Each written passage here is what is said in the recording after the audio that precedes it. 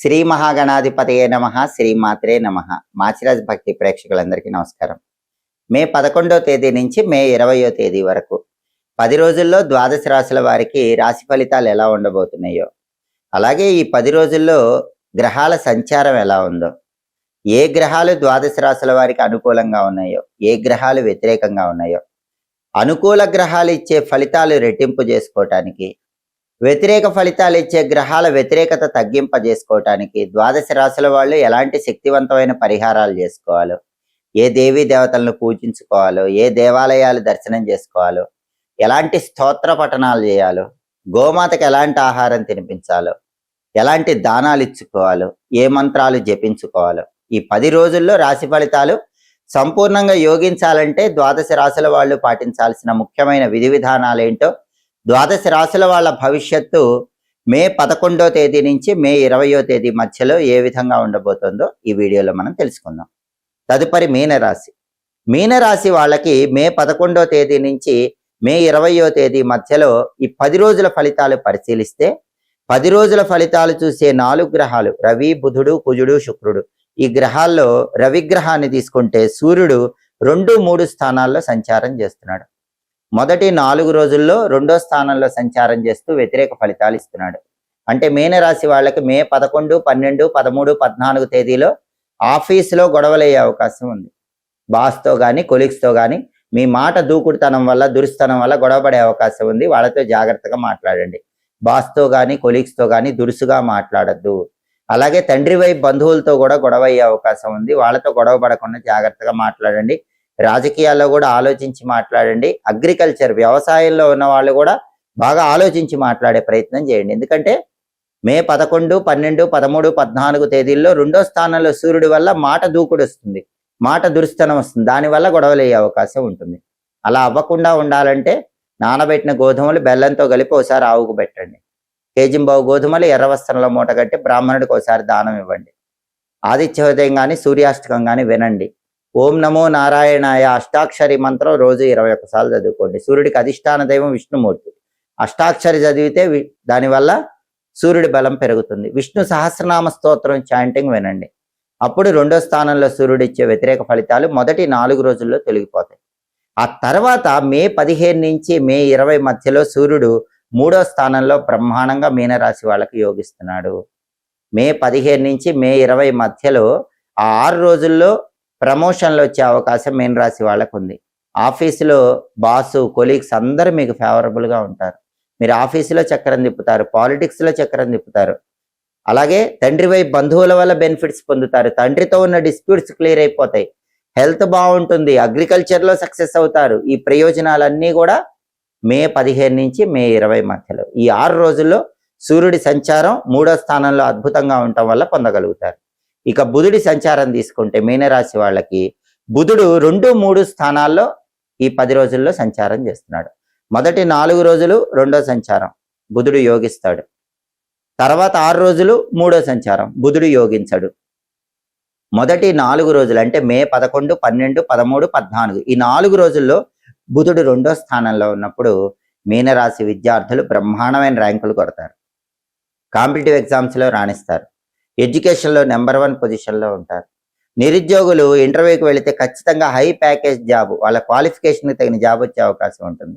వ్యాపారంలో విశేషమైన లాభాలు పొందగలుగుతారు. విద్యార్థులకి, నిరుద్యోగులకి, వ్యాపారస్తులకి చాలా అద్భుతమైనటువంటి శుభ ఫలితాలు మే 11, 12, 13, 14 తేదీల్లో మీనరాశి వాళ్ళకు ఉంటాయి. అయితే మే 15 నుంచి బుధుడు వ్యతిరేకం అయిపోయాడు. మే 15 నుంచి మే 20 మధ్యలో ఆ 6 రోజుల్లో బుధుడు 3వ స్థానంలో వ్యతిరేకంగా ఉన్నాడు. ఆ 6 రోజుల్లో మాత్రం విద్యార్థులకి, నిరుద్యోగులకి, వ్యాపారస్తులకు వ్యతిరేక ఫలితాలే ఉంటాయి. ఆ వ్యతిరేక ఫలితాలు పోవాలంటే గణపతి ఆలయ దర్శనం చేయాలి. సంకటనాశక గణేష స్తోత్రం వినాలి. ఓం గూం హేరంబాయ నమః అనే మంత్రం రోజు 21 సార్లు చదువుకోవాలి. ఒకసారి నానబెట్టిన పెసలు ఆవుకు పెట్టాలి. కేజింబావు పెసలు ఆకుపచ్చ వస్త్రంలో మూట కట్టి బ్రాహ్మణుడికి దానం ఇవ్వాలి. ఇవి చేసుకుంటే గనక అప్పుడు మే 15 నుంచి మే 20 మధ్యలో ఆ 6 రోజుల్లో బుధుడిచ్చే వ్యతిరేక ఫలితాల నుంచి చాలా సులభంగా మీనరాశి వాళ్ళు బయటపడచ్చు. ఇక కుజుడు ఎలా ఉన్నాడంటే మీనరాశి వాళ్ళ కుజుడు 2వ స్థానంలో ఉన్నాడు. మాట దురుసుతనం, మాట కోపం వల్ల ఒక్కొక్కసారి ఫ్యామిలీలో కానీ లేకపోతే సొసైటీలో కానీ ఇబ్బంది పడే అవకాశం ఉంటుంది. కుజుడు 2వ స్థానంలో ఉన్నప్పుడు కోపం ఎక్కువ ఉంటుంది. కోపాన్ని అదుపులో ఉంచుకోవాలి. లేదా మాట దూకుడుతనం వస్తుంది. దానివల్ల ఫ్యామిలీలో కానీ సొసైటీలో కానీ ఇబ్బంది పడే అవకాశం ఉంటుంది. రియల్ ఎస్టేట్ డల్గానే ఉంటుంది. బ్రదర్స్తో జాగ్రత్తగా మాట్లాడాలి. బ్రదర్స్తో గొడవలయ్యే అవకాశం ఉంది. అలాగే అప్పులు అవ్వకుండా జాగ్రత్త పడాలి. అదేవిధంగా ఫుడ్ బిజినెస్ కూడా యావరేజ్గా ఉంటుంది. కుజుడు 2వ స్థానంలో వ్యతిరేకంగా ఉండటం వల్ల ప్రధానంగా కోపం వల్లే ఎక్కడైనా సమస్యలు వస్తాయి, లేదా మాట దూకుడుతనం వల్ల సమస్యలు వస్తాయి. ఈ 10 రోజుల్లో కుజుడు 2వ స్థానంలోనే ఉంటున్నాడు. వ్యతిరేక ఫలితాలే ఇస్తున్నాడు. కుజుడి బలం పెరగాలంటే నరసింహస్వామి ఆలయ దర్శనం చేయాలి. లక్ష్మీ నృసింహ కరావలంబ స్తోత్రం చాంటింగ్ వినాలి. ఓం నమో నారసింహాయ మంత్రం రోజు 21 సార్లు చదవాలి. కందులు నానబెట్టి బెల్లంతో కలిపి ఒకసారి ఆవుకు పెట్టాలి. కేజింబావు కందులు ఎర్ర వస్త్రాల మూట కట్టి బ్రాహ్మణుడికి దానం ఇవ్వాలి. నరసింహస్వామి ఆలయంలో స్వామికి అర్చన కానీ అభిషేకం కానీ చేయించుకోవాలి. అప్పుడు కుజుడిచ్చే వ్యతిరేక ఫలితాల నుంచి బయటపడి ఈ 10 రోజుల్లో కూడా కుజుడి అనుకూలత పొందవచ్చు. ఇక శుక్రుడి సంచారానికి వస్తే శుక్రుడు 3, 4 స్థానాల్లో సంచారం చేస్తున్నాడు. మొదటి 3 రోజులు 3వ సంచారం చేస్తున్నాడు. మీనరాశి వాళ్ళు మే 11, మే 12, మే 13 ఈ 3 రోజుల్లో ఎవరైనా పార్ట్నర్షిప్ బిజినెస్ చేస్తూ ఉంటే పార్ట్నర్ వల్ల మోసపోయే అవకాశం ఉంది. తస్మాత్ జాగ్రత్త. ఒక్కొక్కసారి అయితే మీ పార్ట్నర్ మిమ్మల్ని పూర్తిగా ముంచేసి బిజినెస్లో మీరు వ్యాపారం దివాలా తీసే అవకాశం కూడా ఉంది. తస్మాత్ జాగ్రత్త. పార్ట్నర్షిప్ బిజినెస్ క్లోజ్ అయిపోయే అవకాశం ఉంది. మిమ్మల్ని మోసం చేసేసే అవకాశం ఉంది. అందుకే మే 11, మే 12, మే 13 తేదీల్లో శుక్రుడు 3వ స్థానంలో ఉన్నప్పుడు మీనరాశి వాళ్ళు మీరు పార్ట్నర్షిప్ బిజినెస్ చేస్తూ ఉంటే పార్ట్నర్తో జాగ్రత్తగా ఉండండి. మీ పార్ట్నర్ని జాగ్రత్తగా గమనించండి. కొత్త ఇన్వెస్ట్మెంట్లు పెట్టకండి. ఉన్న ఇన్వెస్ట్మెంట్ల గురించి ఆరా తీయండి. లాభాల గురించి ఆరా తీయండి. మీ పార్ట్నర్తో జాగ్రత్తగా ఉండండి. మళ్ళీ మే 14వ తేదీ నుంచి మే 20వ తేదీ వరకు ఆ 7 రోజుల్లో మాత్రం శుక్రుడు చాలా అద్భుతంగా ఉన్నాడు. 4వ స్థానంలో సంచారం చేస్తున్నాడు. అప్పుడైతే పార్ట్నర్షిప్ బిజినెస్లో ఇబ్బంది ఉండదు. పైగా వెహికల్ కొనుక్కునే యోగం కూడా ఉంటుంది. కొత్త బండి కానీ కొత్త కారు కానీ కొనుక్కునే యోగం ఉంటుంది. వాహన యోగం ఉంటుంది. టెక్స్టైల్, లేడీస్ ఎంపోరియం, బొటిక్ లాంటి వ్యాపారాల్లో అయితే విపరీతమైన లాభాలు వస్తాయి. కళారంగంలో సక్సెస్ ఉంటుంది. వైఫ్ అండ్ హస్బెండ్ రిలేషన్ బాగుంటుంది. అంటే మొదటి 3 రోజులు మే 11, 12, 13లోనే శుక్రుడి బలం లేదు. మే 14 నుంచి మే 20 వరకు 7 రోజులు శుక్రుడు బ్రహ్మాండంగా ఉన్నాడు. తిరుగులేని విధంగా యోగాలను కలిగిస్తాడు. మొదటి 3 రోజులు మాత్రం ఇలా పార్ట్నర్షిప్ బిజినెస్లో మోసపోకుండా ఉండాలంటే ఒకసారి నానబెట్టిన అలసందలు ఆవుకు పెట్టండి. కేజింబావు అలసందలు తెల్ల వస్త్రంలో కట్టి ఒకసారి పంతులు గారికి దానం ఇవ్వండి. శ్రీమాత్రే నమః, ఓం శ్రీ రాజమాతంగ్యై నమః ఈ 2 మంత్రాల్లో ఏదో ఒక మంత్రం రోజు 21 సార్లు చదువుకోండి. లలితా సహస్రనామ స్తోత్రం చాంటింగ్ వినండి. అప్పుడు శుక్రుడు ఇచ్చే వ్యతిరేక ఫలితాల నుంచి మొదటి 3 రోజుల్లో మీనరాశి వాళ్ళు సులభంగా బయటపడవచ్చు. కాబట్టి మీనరాశి వాళ్ళకి ప్రధానంగా మే 11వ తేదీ నుంచి మే 20వ తేదీ మధ్యలో కుజుడు 10 రోజులు కూడా ఫేవరబుల్గా లేడు.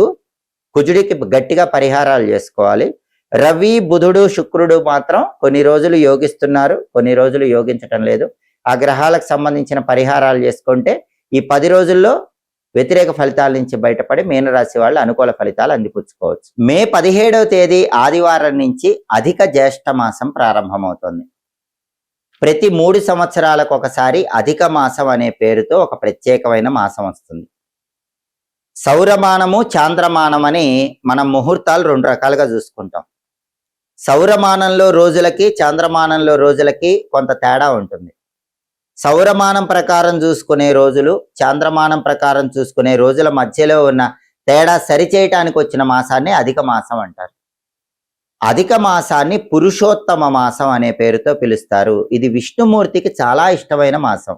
అధికస్య అధికం ఫలం అంటుంది శాస్త్రం. అంటే మామూలు మాసాల్లో చేసే పూజల కన్నా, దానాల కన్నా, స్తోత్ర పారాయణల కన్నా అధిక మాసంలో చేసే పూజలు, దానాలు, స్తోత్ర పారాయణలు ఎక్కువ ఫలితాలను ఇస్తాయి. దీన్ని పురుషోత్తమ మాసం అని ఎందుకన్నారంటే పురుషోత్తముడు అని పిలువబడే విష్ణుమూర్తికి ఇష్టమైన మాసం. ఈ మాసంలో భాగవతం వింటే మంచిది, చదివితే మంచిది. భాగవత సప్తాహాలు జరుగుతూ ఉంటే ఎక్కడైనా అక్కడికి వెళ్ళి భాగవత సప్తాహాలు వింటే మంచిది. ఇవన్నీ చేయలేకపోయినా ఓం పురుషోత్తమాయ నమః ప్రతిరోజు ఇంట్లో దీపం పెట్టి అధిక మాసంలో ఈ ఒక్క పురుషోత్తమ నామం చదువుకున్నా కూడా అద్భుత ఫలితాలు కలుగుతాయి. అధిక మాసం అంటే దానాలకు ఎక్కువ ప్రాధాన్యత ఉన్న మాసం. అధిక మాసంలో ఎవరైనా సరే గుమ్మడికాయ దానం ఇస్తే 14 సంవత్సరాల పాటు ఐశ్వర్య ప్రాప్తి కలుగుతుంది. కాబట్టి ఆర్థిక ఇబ్బందులు ఎక్కువగా ఉన్న వాళ్ళు ఎవరైనా సరే మే 17వ తేదీ ఆదివారం నుంచి ప్రారంభమయ్యే అధిక మాసంలో గుమ్మడికాయ బ్రాహ్మణుడికి దానం ఇవ్వండి, ఐశ్వర్య ప్రాప్తి కలుగుతుంది. అలాగే పిల్లలు జీవితంలో వృద్ధిలోకి రావాలంటే అధిక మాసంలో గుమ్మడికాయ పనస పండు ఈ రెండింటిని కలిపి పంతులు గారికి కానీ ముత్తైదువకు కానీ దానం ఇవ్వాలి. అలాగే అధిక మాసంలో స్వయం పాకం దానం ఇస్తే కుటుంబ కలహాలన్నీ తొలగిపోతాయి. అలాగే అధిక మాసంలో ఇవ్వవలసిన ఇంకొక గొప్ప దానం అరిసెల దానం. అధిక మాసంలో 33 అరిసెలు దానం ఇవ్వమని శాస్త్రాల్లో చెప్పారు. అమ్మవారికి ద్వాత్రింశత్ శక్తులని 32 ఉంటాయి. ఆ 32 శక్తులు దాటి అమ్మవారి అనుగ్రహం సంపూర్ణంగా పొందటానికి అధిక మాసంలో 33 అరిసెల దానం విశేషంగా సహకరిస్తుంది. 33 అరిసెలు పంతులు గారికి కానీ ముత్తైదువకు కానీ అధిక మాసంలో దానం ఇస్తే సంవత్సరం పాటు అమ్మవారి సంపూర్ణమైన అనుగ్రహం కలుగుతుంది. అలాగే అధిక మాసంలో పాలు కానీ బెల్లం కానీ దానం ఇస్తే జాతక దోషాల తీవ్రత నుంచి సులభంగా బయటపడవచ్చు, నవగ్రహాల అనుకూలత కలుగుతుంది. ఎవరికైనా అధిక మాసంలో పుట్టినరోజు వస్తే శివాలయంలో అభిషేకం చేయించుకొని బెల్లంతో చేసిన పాయసం కానీ బెల్లంతో చేసినటువంటి ఏదైనా పదార్థాలు కానీ శివాలయంలో దానం ఇచ్చినట్లయితే నిండు 100 ఏళ్ల ఆయుష్ పెరుగుతుంది. అంతటి శక్తి అధిక మాసానికి ఉంది. అలాగే అధిక మాసంలో ఎవరైనా సరే శరీరాన్ని విడిచిపెట్టినట్లయితే వాళ్ళకి అధిక మాసంలో పితృకార్యాలు చేయాలి, నిజమాసంలో కూడా పితృకార్యాలు చేయాలి. కానీ నిజమాసంలో ఎవరైనా శరీరాన్ని విడిచిపెడితే వాళ్ళకి అధిక మాసంలో పితృకార్యం చేయాల్సిన అవసరం లేదు, వాళ్ళకి శ్రాద్ధ కర్మ నిర్వహించాల్సిన అవసరం లేదు. నిజమాసంలో మాత్రమే శ్రాద్ధ కర్మ నిర్వహించాలి. అధిక మాసంలో తప్పనిసరిగా చేయవలసింది అష్టాక్షరి మంత్ర జపం, ద్వాదశాక్షర మంత్ర జపం. ఓం నమో నారాయణాయ, ఓం నమో భగవతే వాసుదేవాయ, ఈ మంత్రాలు ఎంత చదివితే అంత మంచిది. అలాగే ఓం పురుషోత్తమాయ నమః అనే నామాన్ని ఎక్కువ సార్లు చదివితే మాత్రం ఇంకా విశేషమైన శుభ ఫలితాలను సిద్ధింపజేసుకోవచ్చు. అయితే అధిక మాసంలో శుభకార్యాలు చేయకూడదు. వివాహాలు, గృహ ప్రవేశాలు ఇటువంటివేవి కూడా అధిక మాసంలో చేయకూడదు. శుభ కార్యక్రమాలు నిర్వహించరాదు. పూజలు, స్తోత్ర పారాయణలు, గ్రహదోష నివారణ జపాలు ఇటువంటివే అధిక మాసంలో చేసుకోవాలి.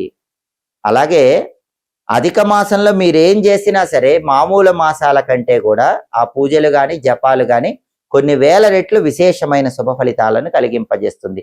ప్రతి 3 సంవత్సరాలకు ఒకసారి అధిక మాసం వస్తుంది. ఈసారి అధిక జ్యేష్ఠ మాసం వచ్చింది కాబట్టి ఈ మాసాన్ని సద్వినియోగం చేసుకొని శ్రీ మహావిష్ణువు సంపూర్ణమైన అనుగ్రహానికి పాత్రులై సమస్త శుభ ఫలితాలను సిద్ధింపజేసుకోండి.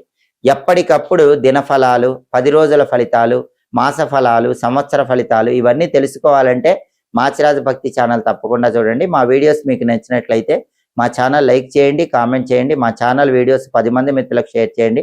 మా ఛానల్ సబ్స్క్రైబ్ చేసుకోండి. పక్కన ఉన్న బెల్ సింబల్ ఒకటి మాత్రం మర్చిపోకండి. సర్వే జనాః సుఖినో భవంతు. స్వస్తి.